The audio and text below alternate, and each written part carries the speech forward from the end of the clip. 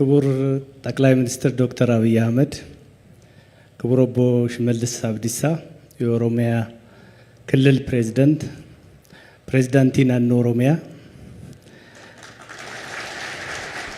ክቡር ኢንጂነር ሀብታሙ የማዕድን ሚኒስትር፣ ክቡራን ሚኒስትሮች፣ የሀገር ሽማግሌዎች፣ አባገዳዎች፣ ሀደ ስንቄዎች፣ የአርጆ አካባቢ ነዋሪዎች፣ በቅድሚያ እንኳን ደስ አላችሁ ደስ አለን ለማለት ፈልጋለሁ።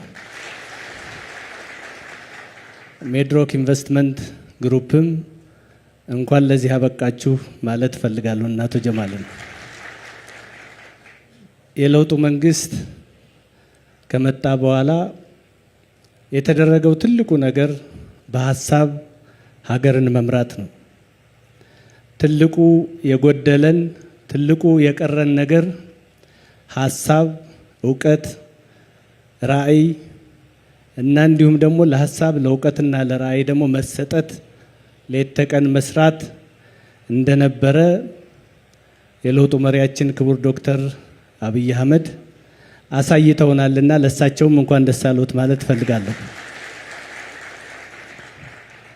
ለውጥ ከመጣ በኋላ እንዳልኩት ያለንን ሀብት የሌለንን ብቻ ሳይሆን ሁሉም አካባቢ ያለውን ጸጋ እንዲያለማ፣ ሁሉም አካባቢ ያለውን ሀብት እንዲያይ፣ እግሩ ስር ያለውን ሀብት የቆመበትን ሀብት አይቶ አቧራውን ጠረቅ ጠረቅ አድርጎ እንዲያለማ እድል የሰጠ የለውጥ መንግስት ነው።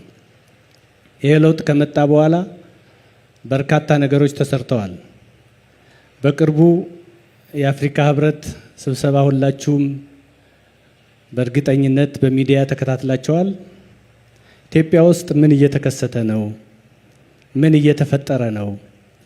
አሁን የመጣ ነው ኢትዮጵያ ውስጥ ነው ወይስ አውሮፓ እንዳይባል ደግሞ አውሮፓም እንዲህ አይነት ነገር አይገኝም። ምናልባት ወደ ምስራቅ አካባቢ ወደ እነ ቻይና፣ ሲንጋፖር ወደ እነዚህ አካባቢ የመጡ ነው የመሰላቸው የአፍሪካ መሪዎች እና ይሄ ሁሉ ነገር የተሰራው ሀሳብ በመቅደሙ ነው። በሀሳብ አገር መምራት በመጀመራችን ነው። ለውጡ እንደመጣ ብዙ ችግሮች ገጥመውናል። ከዚያ በኋላ ግን መደማመጥ ስንጀምር፣ መተያየት ስንጀምር ለካ የሚያጣላን ነገር በእግራችን የቆምንበት ነው። ሁሉም ቦታ ላይ ሀብት አለ። አንዳንዱ ላይ የሚታረስ አለ፣ አንዳንዱ ላይ አትክልትና ፍራፍሬ የሚሆናል፣ አንዳንዱ ላይ አዝርዕት የሚሆናል፣ አንዳንዱ ላይ ማዕድን አለ።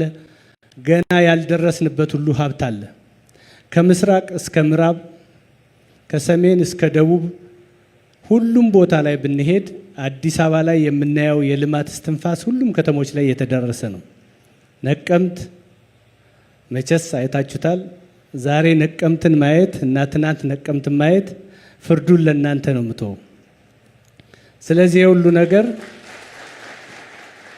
ይሄ ሁሉ ነገር የመጣው በመደመራችን፣ በመሰባሰባችን፣ ይቅርታ በመባባላችን የአቶ ጌታቸው ረዳም እዚህ አጠገባችን መገኘታቸው ራሱ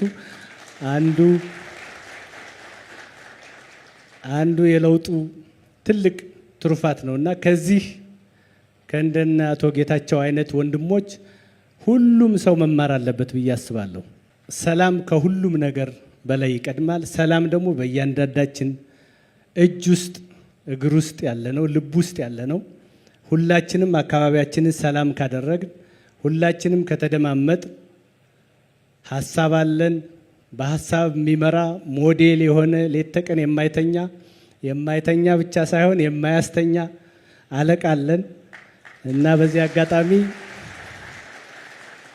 እጅግ በጣም ትልቅ ክብር እንዳለን ለመናገር ነው። ይሄ ፋብሪካ በጣም ብዙ ተለፍቶበታል፣ ተደክሞበታል። የድንጋይ ከሰል ትልቅ ችግር ነበር ሀገራችን ላይ።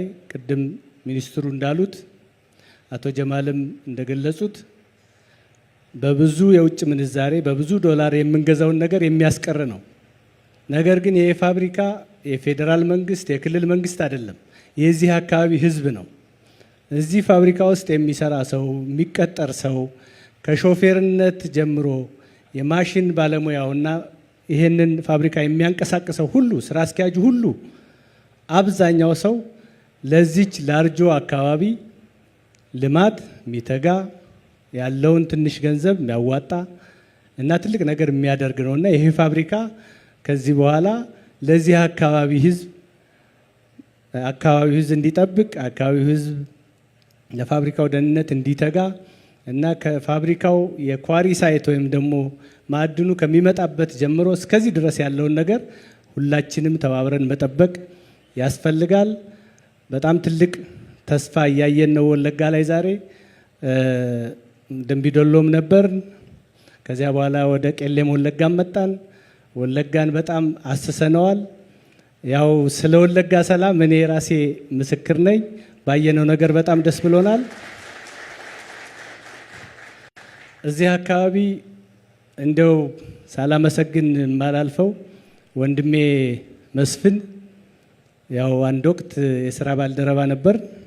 አሁን ደግሞ ወደዚህ አካባቢ መጥቶ ያደገበትን የተወለደበትን አካባቢ በማገልገሉ በወጣትነት ዘመኑ ትልቅ ታሪክ ሰርቷልና እሱንም እንኳን ደስ አለ ማለት እፈልጋለሁ። ኦቦ ሽመልስ ያው የወጣትነት እድሜዎትን በኦሮሚያ ክልል ውስጥ እስካሁን ያልተሰራ ያልታየ ነገር እያሳዩን ነውና ለእርሶም ትልቅ ምስጋና አለኝ። አገራችንን ሰላም ያርጋት። ልማታችን ይቀጥላል፣ ስራችን ይቀጥላል። ከእናንተ ጎን ነን።